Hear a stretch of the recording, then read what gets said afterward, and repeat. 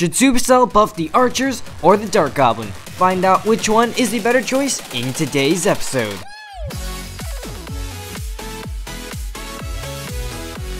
Hey guys, it's right here, and as November begins to come closer and closer, so do the next set of balance changes coming to the game. And as you know, some of these changes have already been leaked, such as a Tombstone nerf to 3 spawning Death Skeletons or a Royal Hogs 5% DPS nerf. However, just a few days ago, Supercell released an in-game poll on one of the possible changes, a 4% damage buff for the Dart Goblin or a 4% hit point buff for the Archers.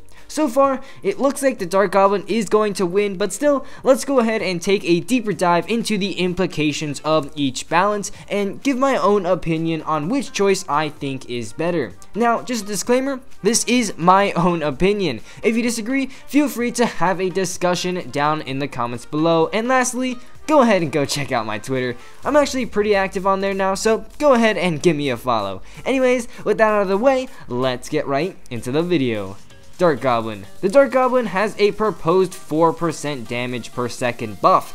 This will change its damage from 96 to 100 damage per shot. Basically, this makes the Dart Goblin kill quite a few troops in one less hit. These troops include Electro Wizard from 7 shots to 6, Magic Archer from 5 to 6, Bandit in 8 shots instead of 9, Musketeer and Wizard in 7 shots instead of 8, Mega Minion in 8 shots instead of 9, Royal Hogs in 7 shots instead of 8, Shields get broken in 2 shots instead of 3, and at 10 shots an Ice Golem instead of 11. Also, it'll now kill minions in combination with just 1 tower shot. Now that's a lot of changes, but personally, it's a relatively smaller change that shouldn't have that much of an effect. However, in my opinion, Dart Goblin is already somewhat of a balanced card. While usage rates may be somewhat low, it is a card designed to have a higher skill cap. At only 3 elixir, when used correctly, it already offers so much value. By taking out so many units and 1 less hit, it's just gonna go ahead and lower its skill cap, allowing it to be easier to get its 3 elixirs worth of value. However, this is a pretty big buff to Logbait, an archetype that is kinda struggling in this meta. Now, let's take a look at the Archers. Archers, on the other hand, could get a 4% hit point buff. This would change their hit points from 254 to 264.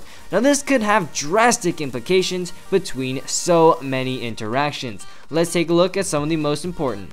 The big thing is that Archers can now survive 1 hit from the Barbarian Barrel, Elite Barbarian, Mega Minion, Night Witch, and Golem's Death Explosion. In addition, it kills other Archers in 4 shots instead of 3, and will survive a shot from an overleveled Wizard, Bowler, or Executioner. So this has some major interaction changes on both challenges and ladder.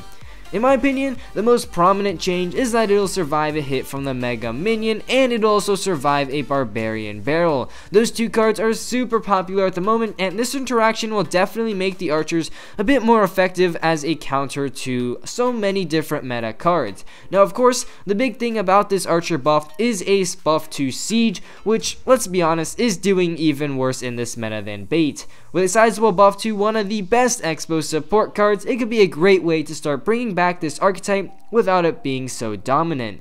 So here's the dilemma. You want a small buff to the Dart Goblin, have it be quite a bit more popular, and possibly bring back the Bait meta, or buff the Archers, changing so many interactions on both ladder and challenges, and possibly start to bring Siege back into being viable again. Honestly, I prefer the Archer change. Well, partially it is because I am a Siege player, but think about it. Archers are almost never seen played at tournament standard. It used to, but now they're just a bit too weak, with better substitutions including cards such as Ice Wizard, Mega Minion, Royal Ghost, 3 support cards that are arguably much better in this meta than the Archers.